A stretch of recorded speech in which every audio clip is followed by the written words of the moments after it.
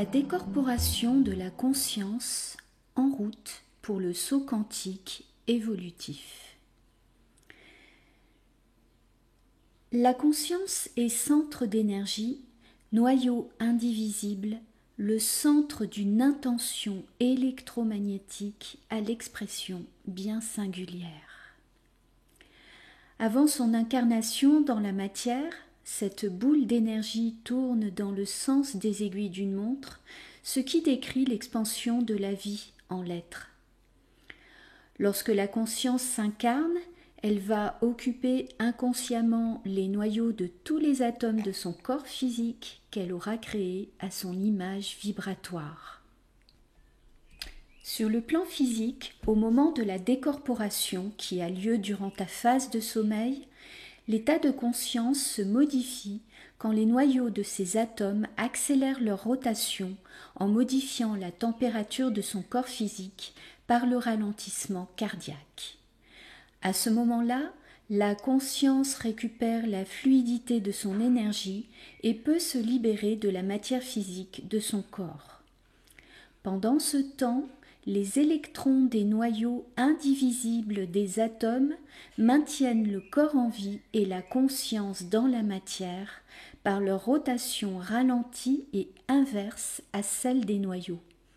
Ces électrons qui expriment les émotions de l'être sont liés à l'instinct de préservation de soi, sentiment qui favorise la volonté de rester en vie et ancré dans la matière.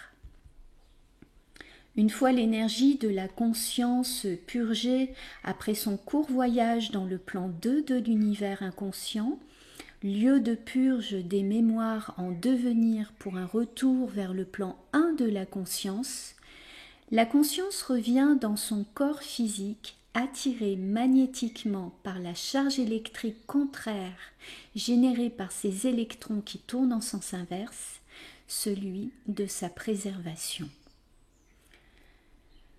Une fois rééquilibrée sur le plan vibratoire, la conscience, naturellement dirigée vers l'expansion, sera prête à continuer à alimenter sa vie corporelle par la création de nouvelles cellules.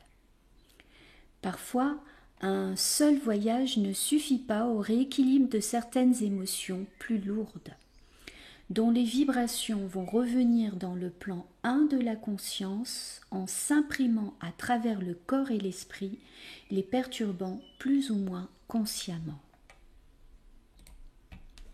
Lorsque le plan 2 de l'univers se voit attiré vers le plan 1 de manière excessive, la conscience connaît alors l'état de division mentale, voire physique, par le déclenchement de maladies.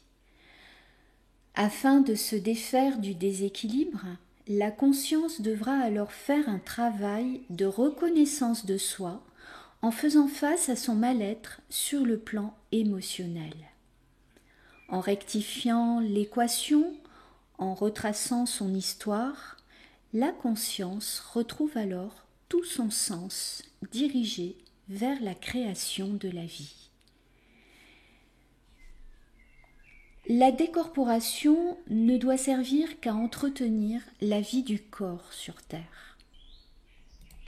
Cependant, certaines consciences parviendront en cours de chemin à s'équilibrer de telle manière qu'elles pourront rejoindre une certaine neutralité émotionnelle constante en elles-mêmes, une paix intérieure avec elles-mêmes, un amour de soi inébranlable, ce qui leur permettra d'expérimenter d'autres voyages bien plus enrichissants. Les univers de l'infiniment petit à l'infiniment grand étant infinis, le fabuleux voyage de l'âme consciente est éternel.